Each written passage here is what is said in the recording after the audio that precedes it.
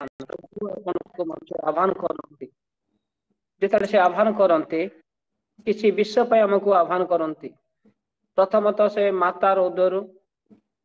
गढ़िया पूर्व आपण को मत आह्वान करजे से गर्भ आम गढ़ी प्रथम विषय द्वितीय विषय से आह्वान करती किसी कार्य निमंते आह्वान करती तृतीय से किसी आह्वान करती किसी काम करने गोटे व्यक्ति को नियुक्ति करती एवं से आह्वान करती आमान को अपना जीवन कार्य को समाप्त करने से आह्वान करती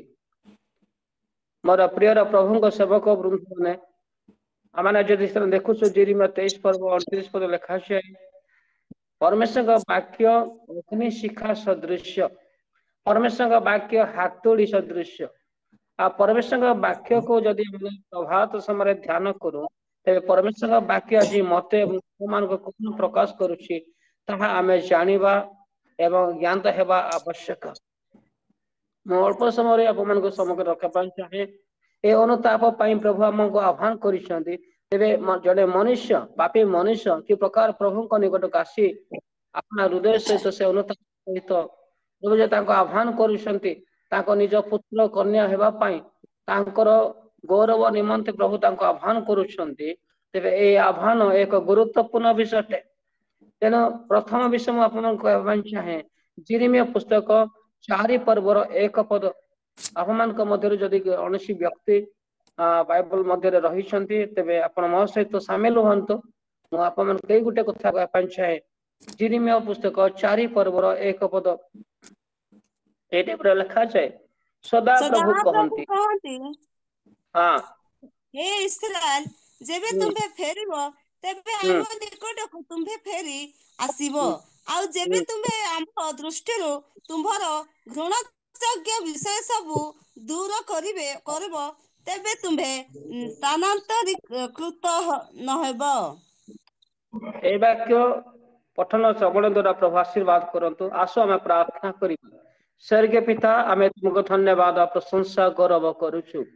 जिष्णु का नाम रे प्रार्थना करछु ए सुप्रभात समर जो वाक्य आम समग्र रखिछ ए वाक्य हृदय शशि हो हृदय मध्य प्रभु तुम्हें कथा कह प्रत्येक उपस्थित ए रव श्रवण कर मोर भाई और भौणी मान तुमरी सेवक मान निज को तुम सह दौ मु वक्ता नुहे तुम वक्ता ही कह गौरव तुम नाम पिता सब कर आमे प्रिय भाई भौणी माने मुझे आप चाहे प्रभु ईश्वर लोक मान को एक कथा कहले सदा प्रभु कहती ए ईश्वर जेबे तुम्हे फेरिब तेबे आंभ निकट को तुम्हे फेरी आसीब आमे जदि मन परिवर्तन करुचु अनुताप करुचु पाप स्वीकार करुचु आमे कहा निकट रे करिबा जीवित परमेश्वर प्रभु श्री कृष्ण को करबा आवश्यक आउ सही कृष्ण आज आपन को कहउछंती आंभ निकट को फेरी आस जदि तुम्हें फेरिब आंभ निकट को फेरी आस प्रथम विषय द्वितीय विषय से कहले तो आम समग्र जो घृणा कार्य घृणार कर्म घृणा सकल कार्य रही तुम्हें जो समस्त विषय कर आसीस जीवन सारा जन्मगत जानिकी अजाणत ज्ञात अज्ञात जो आम करूँ प्रभु को दृष्टि जहाँ घृणा योग्य कर्म ताहा परित्याग करी प्रभु को निकट को फेरी आसीबा एक गुरुत्वपूर्ण प्रभात समय प्रभु कथा कहती आम केवल सहभागिता आसु प्रार्थना करू जाऊ यह नुहे आज वाक्य प्रभु कहती जदि तुम्हें फेरी आसुच तेबे मो सम्मुख जहाँ मु तुम सम्मुख जहाँ देखुची तुम्हें जो घृणा कार्य करिस ताहाको त्याग करिवो एवं ताको भूली जीव एवं ताको कौन करिवो संपूर्ण हृदय मन प्राण ठारो ताहाको परिष्कार करिवो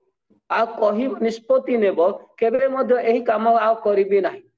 मनुष्य जीवन रे एक विभिन्न प्रकार कर्म करती प्रभु जोटा चाहती नहीं आमे ताहा करि थाउ प्रभु जोटा इच्छा करती नहीं ताहा आमे करि थाउ मोर प्रिय भाई और भौणी माने प्रिय प्रभुंकर सेवक वृंद आज प्रभात समय प्रभु आज आपन को मते ए आह्वान करती कहती जे वास्तविक भाव में तुम्हें जदि फेरी आसुच ମୋ ନିକଟକୁ ଆସ, ମୋର ପୁତ୍ର କନ୍ୟା ହେବା ପାଇଁ ଚାହୁଁଛ କିମ୍ବା ମୋର ଦାସ ଦାସୀ ହେବା ପାଇଁ ଚାହୁଁଛ, ତେବେ ଆପଣ ମାନେ ମୁଁ ଯୋଉଟା ଚାହୁଁନାହିଁ ତାହାକୁ ତ୍ୟାଗ କରି ଫେରି ଆସ। ପ୍ରେଲ ଆଉ ସେ ସେକେଣ୍ଡ କହନ୍ତି, ଯଦି ଆମେ ଚିନ୍ତା କରୁଛୁ ଜୋଏଲ ଭବିଷ୍ୟତ ବକ୍ତାଙ୍କ ନିକଟରେ ମଧ୍ୟ ପ୍ରଭୁଙ୍କ ବାକ୍ୟ ଉପସ୍ଥିତ ହେଇଛି। 2 ପର୍ବର 12 ପଦ ଏବଂ 13 ପଦ ଯଦି ପଢିବେ, କଣ କହେ ଦୟାକରି ପଢିବେ। ଜୋଏଲ ହେ ଭବିଷ୍ୟତ ବକ୍ତା ଆକାଶ ମଣ୍ଡଳ 2 ହେ ଆକାଶ ମଣ୍ଡଳ ଏଥିରେ 2 ଚମତ୍କୃତ ପର୍ବ ହୁଅ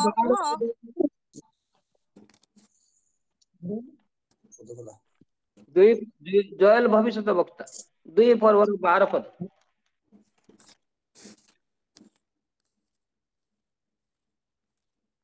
ପଢନ୍ତୁ।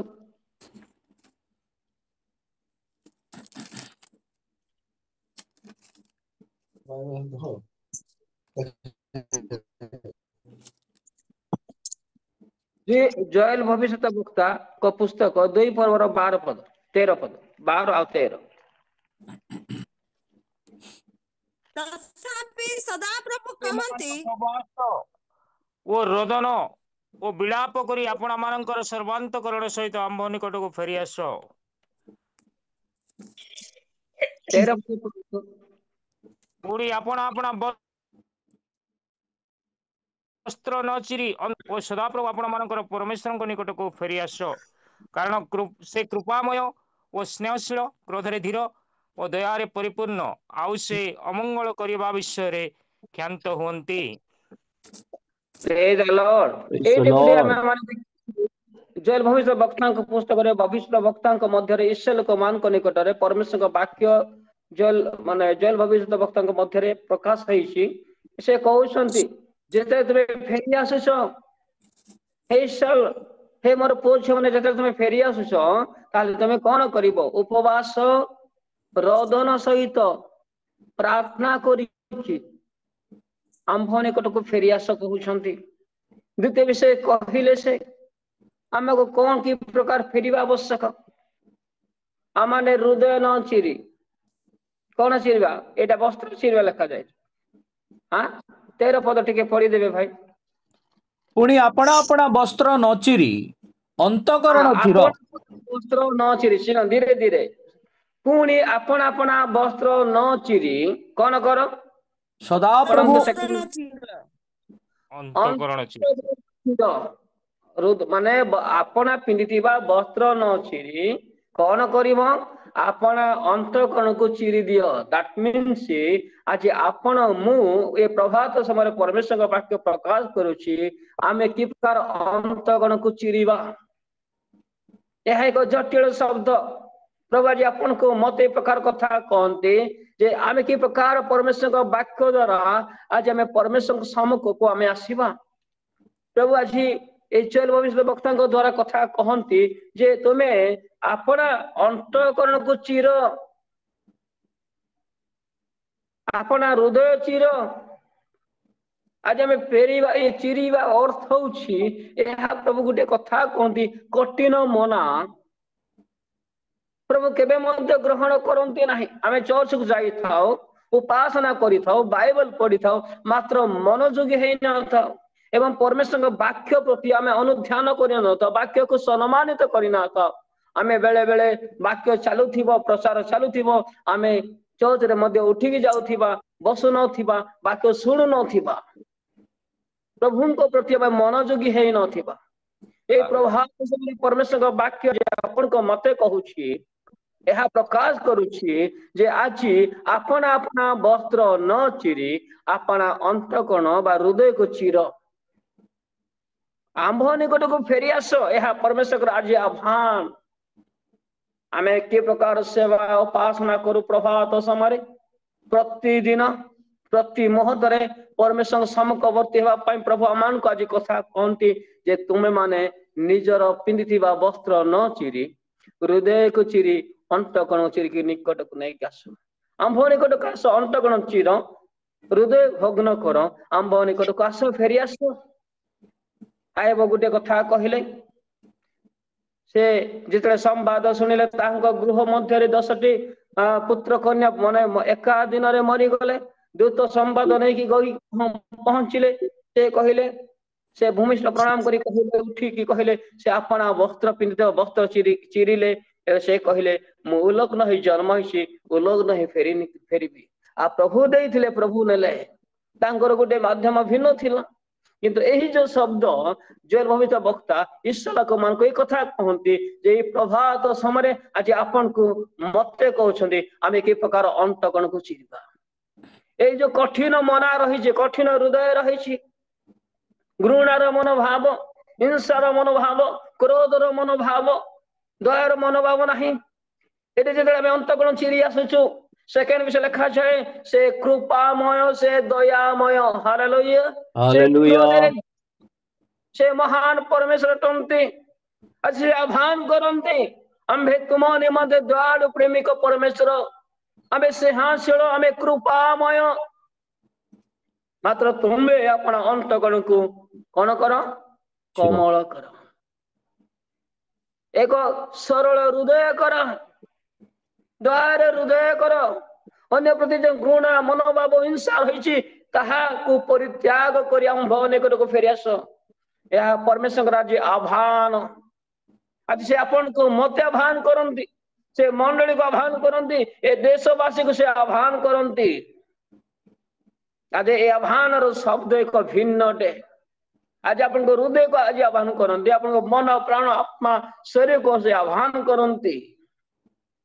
दिरीमे को परमेश्वर कहले से कौन कहले गोटे विषय गुरुत्वपूर्ण कहले अनेक लोक माने साबुन रे आप से साबुन द्वारा पाप सफा हुए नहीं जेतले जने व्यक्ति आपना करिदिबा भूल को जानिबो बुझिबो मु यह करिबा उचित नुहे बोली सेतले से अनुताप करिबो अनुताप पर से पाप स्वीकार करिबो प्रभु को समग्र से क्रंदन करिबो ए उपवास प्रार्थना रोदन सहित प्रभु को निकट को फेरी आसीबा एवं हृदय अंतकण चिरी हमें प्रभु को निकट रे निकटवर्ती हेबा आवश्यक मोर प्रिय भाई और भौणी माने से हमें देखू से जल भविष्य वक्ता मध्य 2 पर्वर 16 पदरे आ गोटे कथा कहंती पढ़ी देबे जण ଲୋକମାନଙ୍କୁ एकत्र कर पवित्र समाज निरूपण कर प्राचीन माननको संग्रह कर बालक बालिका माननको उद्धत पश्य शिष्य माननको एकत्र कर बर अपना शयन गृह को व कन्या अपना अंतपुर को बाहर हो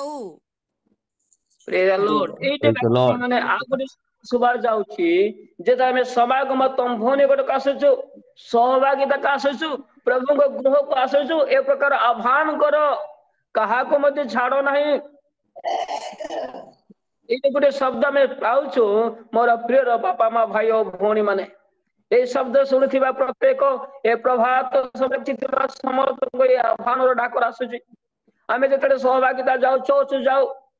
प्रार्थना करू निज घरे आमे जणे भी प्रार्थना करिथा किंतु यार स्त्री सोईथिबो पिला माने सोईथिबे केही मध्य आसु नथिबे ए कहा को कहा जाय नाही एटे कहा जाय समस्त को आह्वान करो संग्रह करो एक स्थान रे समवेत करो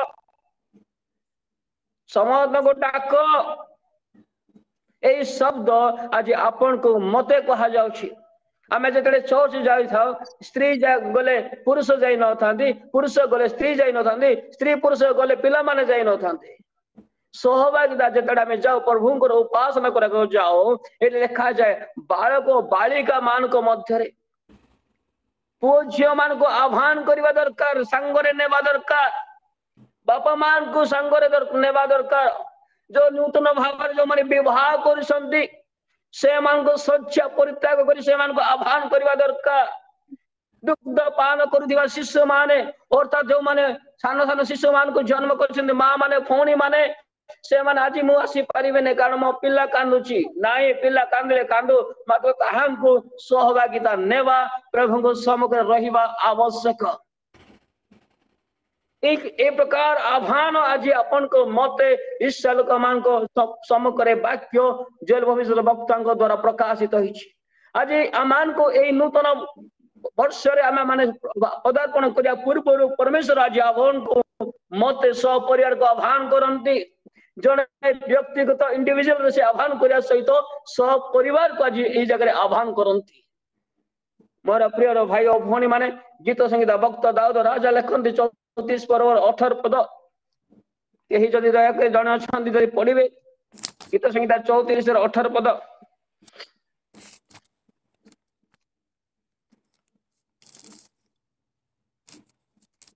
सदा प्रभु भग्न अंतकरण मानकर निकटवर्ती अटंती ओ से चूर्ण मन मानकु त्राण करती ये देखो मोर भाई भौणी माने ए गीत संगीत मध्य भक्त दाऊद राजा ए वाक्य से प्रकाश करती लिखती सदा प्रभु भग्न अंतकरण मानकर निकटवर्ती अटंती कठिन मना मानकर से निकटवर्ती होती नहीं गर्व अहंकारी लोक मानकर निकटवर्ती होती नहीं से का चाहती जो मन को हृदय भग्न होइतिबो अंतकरण भग्न होइतिबो एहार अर्थ कोन जानिछन से सब पाप ठारो दूरे होइतिबो समस्त को समभाव देखुथिबो समस्त को से अपना परि भाबुथिबो प्रेम करुथिबो अन्य को देखिरे दया रे से विगलित होइतिबो अन्य पई सहायर हस्त बढ़ाउथिबो प्रभुंकर निमंत से आगबर होइतिबो प्रभुंकर सेवा कार्य पई प्रभुंको पाई दान नैवेद्य देवारे से पोषक हो नथिबो से नम्रता थिबो से नम्र व्यक्ति थिबो प्रभु ए प्रकार लोक मान को आज आपन को मते चाहंती ए प्रकार हेबा पाई से कहउछंती आज लिखा जाए सदा प्रभु भग्न अंतकरण मान कर निकटवर्ती जदि आज आपण निकटवर्ती पाई चाहंती तेबे मोहर परमेश्वर मोहर परित्राण करता आज आपण को सम्मुख रे निकटवर्ती पाई चाहंती जदि आम निकट को आसुचु तांको प्रभात समय सेवा उपासना करुचु आराधना करुचु तेबे कि प्रकार सेवा उपासना आराधना करुचु एक गुरुत्वपूर्ण शिक्षा आज आपण को मते प्रभु देउचंदी जे भग्न अंतकरण मानकर से निकटवर्ती सेकेंड बोल काछा है वो से चूर्ण मना मान को त्राण करते परित्राण करते पाप क्षमा करते से अपराध क्षमा करते से समस्त भूल चिंता सब विषय को जगह मनुष्य अनुताप कर प्रभु को निकट को फेरी आसे से वस्त्र न चिरी हृदय चिरंती अंतकरण चिरंती आ प्रभु को निकट में विलाप करते उपवास रोदन क्रंदन कर प्रभु को निकट को फेरी आसती से समय प्रभु से निकटवर्ती हंती आमेन मोर प्रियर भाई भौणी माने प्रियर बंधुगण प्रभुंकर सेवक वृंद आज प्रभुंकर आह्वान गीत संहिता 51 पर्व जदि आपण छिबे से 16 और 17 पद पाठ करिवे से आ गोटे विषय लिखा जाय आसंता माने जीवा कारण तुमे बलिदान रे संतुष्ट नुह हेले मु ता दियंती हम पड़ी रे तुमरो किछि संतोष नाही 16 बोल कदाय 51 पर्वर 16 पद एवं 17 पद कारण तुमे बलिदान रे संतुष्ट नुह तेबे मु ताहा दियंती एटा दाऊद कहछन प्रभु तुमे बलिदान चाहुन मेष बलि चाहुन कि गोगो बलि चाहुन कि रक्त चाहुन ताहा चाहिए मु दे थांती किंतु तुमे चाहुच कौन एटे प्रभु कौन चाहुछंती हेम बलि रे तुम्भर किछि संतोष नाही आमे जो पार नहीं आसुछु आ कहूछु बड़ बड़ कथा मु एटे प्रभु को गृह को आनिले एटा मु देली आमे किंतु प्रभु को वाक्य कहूछि तुमे गोटे देहु डाहण हाथ देउथिबो ताहा भामु हाथ ताहा न जानो एक गुरुत्वपूर्ण विषय प्रभु कहती आम ये कथा कही था तुम जहाँ आम मैंने बेदी निकट को आनी था कि प्रभु सेवा कार्य दे था दान के 10 मास के नैवेद्य दे था ताहा आम प्रकाश करी था ए प्रकार दाऊद कहते प्रभु तुम एटा तो चाहून मुझे दे था एटा चाहून तुम मुझे दे था मात्र तुम कौन चाहूच हेम बलि मत चाहूना हेम बलि अर्थ कौन जोटा जिनिस कि माने बलि करा जाए ना कि यज्ञ रे ताको ढला जाए ना ता प्रकार बलि सेकेंड विषय लिखा है 17 पदरे भग्न आत्मा परमेश्वर ग्राह्य बलि हालेलुया हालेलुया परमेश्वर मोर प्रिय भाई भौणी माने भग्न अंतगण चूर्ण मना परमेश्वर सम्मुख एक ग्रहण योग्य बलि प्रभु चाहती परमेश्वर ए विषय चाहती मनुष्य ठारू से अपेक्षा करती केतळे मो पुओ झियो माने केतळे मोर बापा माने से एई प्रकार फोड़ी नहीं मो निकट को आसीबे या परमेश्वर अपेक्षा करी रहंती जो बलि आज हम देखु छु कारण भग्न आत्मा परमेश्वर ग्राह्य बलि हे परमेश्वर तुम्बे भग्न ओ चूर्ण अंतकण को तुच्छ करिबो नाही परमेश्वर से प्रकार लोक मान को केबे तुच्छ करते नहीं से क्रंदन रोदन पीड़ाप को से शुणती ताहांकर कर्ण अछि से शुणती ताहांकर चेकी अछि से देखंती ताहांकर हस्त अछि से ताको स्पर्श करंती आज आपण को मोते प्रभु एक कथा कहंती आम्भे तुमरो भग्न अंतगण को चाहि रहियो छु तुमरो अंतगण चूर्ण हेछि भग्न हेछि मो निमंते मो पाई एति पाई मु तुमको किछि आशीर्वाद करिया पाई अनुग्रह करिया पाई अपेक्षा रे रहिछि मोर प्रिय भाई भौणी माने आज आपण कोन चाहंती के प्रकार निष्पत्ति नेबा पाई चाहंती के प्रकार प्रभुंकर सेवा उपासना करिया पाई चाहंती आज आपण अपना जीवन को पचारंतु आ ज्ञात हंतु परमेश्वर वाक्य आज आपण को मते के प्रकार उत्साह दउछि के प्रकार आह्वान करूछि जिरिमे को प्रभु कहिले हे जिरिमे आम्बे तुमको माता उदरु गड़िवा पूर्वरु भूमि सेवा पूर्व आम्बे तुमको आह्वान कलु मात्र से आह्वान एक भिन्न अटे आपण को से माता उदर आह्वान करिछन प्रथमतः विश्व द्वितीय निज हस्त रे तयारी कले तृतीय से कहउछंती एक समय अनुपात रे आपण जेतले से आह्वान करूछंती आपण निज शरीर मन प्राण विषय देख बाबू तापरे मो निकट को आसीबो यार अर्थ अनुताप पाई आह्वान आमे जहा जहा भूल करिछु कोन नाही ताहा को मने पकैकी प्रभु को निकट को फेरी आसीबा एक गुरुत्वपूर्ण एक महत्व विषय तेणु मोर प्रिय भाई भौणी माने अनेक विषय रही मुझे शेष करने चाहे आज आपणकर आह्वान एक भिन्न अटे ए प्रभात समय प्रभु आज समस्त को आह्वान करती मंडली को आह्वान करती परिवार को आह्वान करती जने प्रार्थना रे बसिया कहूना समस्त को दुग्ध पान करुवा पवित्र शिष्य मान को आह्वान करती ए प्रभात समय आम परिवार सहित न बसी आम जड़े जड़े बसी था जड़े जड़े योगदान दे था मात्र ये आम वाक्य शिखिल आज ये परमेश्वर सब परिवार को आह्वान करती प्रभुंकर निकट होगापाई प्रभात समय प्रभु कथा कहती बंद कर अनेक वाक्य रही मैं शेष करने चाहे समय ही गलानी आज आपण मु निज निज जीवन को निरीक्षण करूँ जे आसु आम अनुताप करूँ आज करिथिबा विषय को मैं मने पकाओ प्रभु रे क्षमा मागो एवं उपवास प्रार्थना करू विलाप करू रोदन करू एवं प्रभु को निकट को फेरी आसु आपण आपण वस्त्र न चिरी हृदय चिरीबा दरकार मोर भाई भौणी चेकी बंद करंतु अनुताप करंतु प्रार्थना रे निज जीवन को समर्पण करंतु hallelujah thank you Jesus glory to Lord hallelujah असमय समस्त मुख बोली प्रभु धन्यवाद प्रभु तुम्हारी गौरव हो तुम्हारी प्रस्तुति तुम्हारी महिमा हो परमेश्वर सुप्रभात समय जो वाक्य तुम प्रभु ए वाक्य पाए मो तुमको धन्यवाद करूची मते तुम एक स्वतंत्र आह्वान करिया पाई चाहिलो अमान को हृदय तुम चाहिलो प्रभु ए भक्त